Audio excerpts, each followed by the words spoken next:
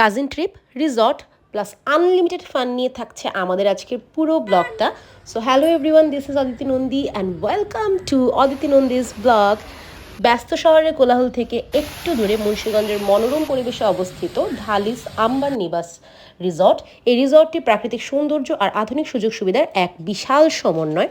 আমরা যে পরিমাণে যান্ত্রিক জীবনে সকলে মিলে থাকি, তাই আমরা ভেবেছিলাম একটু প্রাকৃতিক পরিবেশে কোনো জায়গাতে ঘুরতে যাব। তাই ঈদ ভ্যাকেশনে আমরা এই রিসর্টটি চুজ করি। আমরা মূলত গাড়ি বুকিং করে গিয়েছিলাম। আপনারা যারা ভেঙে ভেঙে যেতে চান, তারা গুলিস্তান থেকে নিমতলা পর্যন্ত যেতে পারেন সিএনজি করে, তারপর সেখান থেকে অটো নিয়ে যেতে পারেন। প্লাস আপনারা যারা যাত্রাবাড়ি হয়ে আসছেন, তারা যাত্রাবাড়ি থেকে নিমতলি যায় যে বাসগুলো, সেইগুলোতে উঠে যাবেন। তারপর সেখান থেকে সিএনজি করে ডিরেক্ট আপনারা সেটাতে রিসর্টে চলে যেতে পারেন। আমাদের এই ট্রিপটা ছিল একটা সাডেন প্ল্যান, দেখতেই পাচ্ছেন। একদমই অল অফ আ সাডেন আমরা থার্সডেতে প্ল্যান করে আমরা ফ্রাইডেতে চলে গিয়েছি। আমরা নিয়েছিলাম সেখানে মূলত 900-এর মানে 900 টাকার যে ডে লং প্যাকেজটা প্লাস পুল ইনক্লুডেড ওই প্যাকেজটা। এখানে মূলত 3টা প্যাকেজ আছে। 900 টাকার ডে লং প্যাকেজ একটা আছে এবং 2000 টাকার একটা ডে লং প্যাকেজ আছে, যেটাতে ফুড ইনক্লুডেড থাকে প্লাস সেট মেনু, আরও বাংলা খাবার ইনক্লুডেড থাকে। আরেকটা 500 টাকার একটা প্যাকেজ আছে, যেখানে আপনারা শুধুমাত্র পুল ইউজ করতে পারবেন। প্রথমেই ঢুকে আমার জন্য মনে হয়েছে যে এটা খুবই সুন্দর একটা রিসর্ট, খুবই মনে হচ্ছিল একটা গ্রামীণ পরিবেশে চলে এসেছি সেরকম আমার লাগছিল। কারণ যেহেতু আমরা সবাই আসলে শহরে থাকি, আমাদের এইরকম পরিমাণে এত গাছ, মানে এত শান্ত পরিবেশ দেখা যায় না। আর আমরা ঈদ ভ্যাকেশনে গিয়েও মোটামুটি খালিই পেয়েছিলাম রিসর্টটা। খুবই আমার ভালো লাগছিল সেইখানে গিয়ে। এইখানে অ্যাকচুয়ালি অনেক বিশাল একটা সুইমিং পুল আছে, লেক আছে, বোট রাইডিং করার সুযোগ আছে, প্লেগ্রাউন্ড আছে। পরিবারের সাথে, কাজিনদের সাথে, আপনার প্রিয় মানুষদের সাথে সুন্দর সময় কাটানোর মতো এখানে একটা সুযোগ আছে। আচ্ছা, এইটাকে মূলত বলা হয় বাংলাদেশের জায়ান্ট সুইমিং পুলের একটা বলা যেতে পারে ব্লগ বলা যেতে পারে, কারণ এখানে যে সুইমিং পুলটা বিশাল বড়। আচ্ছা, তো এই রিসর্টটি মূলত 2017 সালে ওপেন হয়েছিল। আমরা সেখানে যাওয়ার পরে প্রথমে আমরা লকারে বুকিং করে ফেলি। লকার আমাদের নিয়েছিল 100 করে, আমরা 3টা লকার নিয়েছিলাম। তারপরে আমরা লকারে জিনিসপত্র রেখে আমরা বের হয়ে পড়েছিলাম রিসর্টটা এক্সপ্লোর করতে। আমার জন্য এটা ফার্স্ট টাইম ছিল। আর সেদিন একটু গরমও ছিল, রোদও ছিল। আমার ওভারঅল অনেক ভালো লাগছিল, কারণ এত বড় জায়গা ইউজুয়ালি ঢাকা শহরে দেখা যায় না।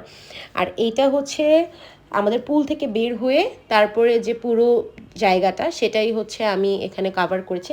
আর ক্যামেরার পেছনে আছে আমার হাজব্যান্ড, আমাকে সুন্দর করে ভিডিও করে দিচ্ছিল। আর দেখেন এখানে এত গাছ, আমার মনে হচ্ছিল যে আমি এখানেই থেকে যাই। গাছ যেমন গাছ, তেমনি গাছে ফল, কোনো কিছু বাদ নেই। আমি শুধু পুরোটা মানে রিসর্ট হেঁটে হেঁটে হেঁটে হেঁটে আমরা ঘুরে বেরিয়েছি, খুবই মজা করেছি আমরা।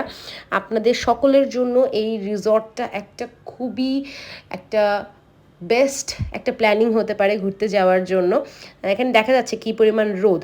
এরপরে আমরা বাকি যারা ছিল আমাদের সবাই কাজিনরা, তারা ডিভাইড হয়ে হয়ে হয়ে যার যার মতো ঘুরছিল। আর এখানে আপনারা খুব সুন্দর সুন্দর ফটোশ্যুট করতে পারবেন। ইভেন কেউ যদি শাড়ি পরেও যেতে চান, তাদের জন্য খুব সুন্দর লাগবে। আর এখানে এই জায়গাটাও খুবই সুন্দর, একটা ক্যান্টিন এরিয়া। এই জায়গাটাতে ছিল বোট রাইডিংয়ের সুযোগ, বাট আমরা বোট রাইডিংয়ে আমরা উঠিনি, কারণ আমাদের মেন টার্গেট ছিল আমরা চলে যাব সুইমিং পুলে। আর এই তো আমরা 3 বোন মিলে উঠে পড়েছি দোলনার মধ্যে। যদিও এখানে আমাদের আরেক বোন মানে আমাদের হ্যাপু মিসিং ছিল। দেখেন আমরা সবাই কি মজা করছি, কি মজা করছি, কি মজা করছি। তারপরে দেখা যাবে এই যে প্লেগ্রাউন্ডে দেখেন এখানে আমাদের তরু দাদা ভাইয়ের সাথে খেলছে। এখানে যাওয়ার পর সবাই বাচ্চা হয়ে গেছে এরকম অবস্থা। এই যে আবার এখানে গুনুয়ার তরু, ওরাও এরকম করে যাচ্ছে। ওদেরকে দেখলে বোঝাই যায় না যে ওরা বড় হয়ে গেছে। এইখানে অনেক সুন্দর একটা সিনারি ছিল। এখানে যারা ছবি তুলতে চান, খুবই সুন্দরভাবে আপনারা ছবি তুলতে পারবেন। এইখানে পরিবেশটা এত এত এত সুন্দর। সাডেন প্ল্যান সবসময় ভালো হয়। আমার কাছে মনে হয় যে কোনো জায়গায় সাডেন প্ল্যান হলে খুবই সুন্দরভাবে ঘোরা হয়ে যায়। আর আমাদের এই ধরনের যে প্ল্যানগুলো হয়, সেগুলো একদম সত্যি বলতে আমি কোনো কিছুতে ইনক্লুডেড থাকি না। আমার বোনের হাজব্যান্ড তারাই সব কিছু প্ল্যান করে, আমি জাস্ট ইনক্লুডেড হয়ে যায় এরকম। তো অনেক ঘোরাঘুরির পর আমার ভীষণ গরম লাগছিল। সেখানে আপনারা এরকম রেস্টিংয়ের একটা জায়গা পাবেন, রেস্ট করা যায়। তো সেখানে বসে আমি একটু আমার হাজব্যান্ডের সাথে ছবি তুলছিলাম। এরই মাঝখানে চলে এসছে হ্যাপু একটা আমার জন্য ম্যাঙ্গো ড্রিঙ্ক নিয়ে, কারণ অনেক গরম ছিল। দেখেন পুরো লাল হয়ে গেছে। তারপরে আমরা সেখান থেকে দেখছিলাম এই যে সুন্দর একটি দৃশ্য, যেখানে সে তার দাদা ভাই আর হচ্ছে তার সৌরভদার সাথে ছবি তুলছিল। ও আচ্ছা, আমরা কিন্তু আমও চুরি করেছি আম বাগান থেকে, এত এত আম। আমরা এখন রেডি হচ্ছিলাম পুলে যাওয়ার জন্য, আর সবাইকে বলছিলাম চলো চলো চলো আমরা পুলে যাই। তো রাইট নাও আমরা চেঞ্জিং রুম থেকে বের হয়ে পড়েছি, লকারে গিয়ে জিনিসপত্রগুলো রাখবো। এরপর লকারে জিনিসপত্র রেখে আমরা পুলে অনেক অনেক অনেক মজা করেছি। তারপরে আমি যে জায়গাটায় দাঁড়িয়ে আছি এটা হচ্ছে পুরোটা কিডস জোন, মানে বাচ্চাদের হচ্ছে পুলের যে জায়গাটা সেটা, প্লাস এইখানে সামনের দিকে সেখানে ড্রেসিং রুমও আছে। এখানে খুবই সুন্দর ড্রেসিং রুম আছে, আপনারা ড্রেস চেঞ্জ করে খুবই সুন্দরভাবে আবার বাসায় চলে যেতে পারবেন সেরকম।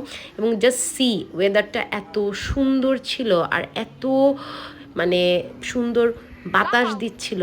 এরই মাঝখানে আমরা সবাই রেডি হয়ে গিয়েছি, বাট এরা দুইজন কোনোভাবেই সুইমিং পুল থেকে উঠছে না, নাচানাচি করে যাচ্ছে। বোঝা যাচ্ছে, আমি আশা করি, সুইমিং পুলটা কী পরিমাণে বড়। তারপরে আমরা ওয়েট করছিলাম তাদের দুইজনের জন্য ওয়েটিং রুমে। এই যে এটা হচ্ছে ওয়েটিং রুম, পুলের পাশের যে জায়গাটা আপনারা দেখতেই পাবেন কী পরিমাণ বাতাস দিচ্ছে, পুরো ঝড়ো হাওয়া ছিল সেই জায়গাটাতে। আমি তারপরে চলে গেলাম সেখানে, একটা ওপরে একটা জায়গা ছিল যেখানে অনেক সুন্দরভাবে পুরোটা রিসর্ট দেখা যায়। এখানে কিছু কিছু মোমেন্ট ক্যাপচার করলাম, আর এখানে তাদের ছবি তোলাতুলি হচ্ছে। সো এই তো গাইস, আমি আমার জিজুদের সাথে